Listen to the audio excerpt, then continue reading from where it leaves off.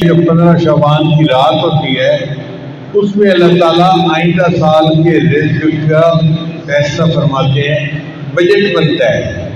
جیسے حکومت کا بجٹ بناتی ہے نا، آئندہ سال کا بجٹ کیا ہے، تو 15 شعبان کی رات کو لسٹیں بنتی ہیں، آئندہ سال کس سے زندہ رہنا ہے، کس سے مرنا ہے، کس کو رزق ملنا ہے، کس کی شادی ہونی ہے، کس کی اولاد ہونی ہے۔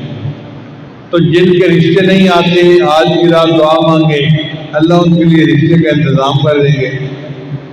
جن کو جاب نہیں مل رہی آج کی رات دعا مانگے، اللہ جاب عطا فرما دیں گے۔ جن کا کاروبار نہیں چلتا آج کی رات دعا مانگے، اللہ کاروبار عطا فرما دیں گے۔ تو آج کی رات آئندہ سال کے بجٹ کے بننے کی رات ہے۔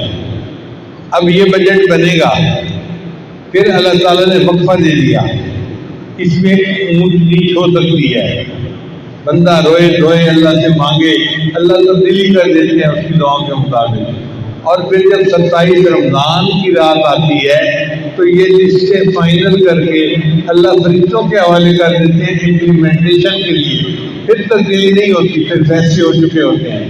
لہذا یہ وقت بڑا قیمتی ہے، 15 شعبان سے لے کے پورا رمضان، 27 رمضان تک ہمارے پاس گنجائش ہے۔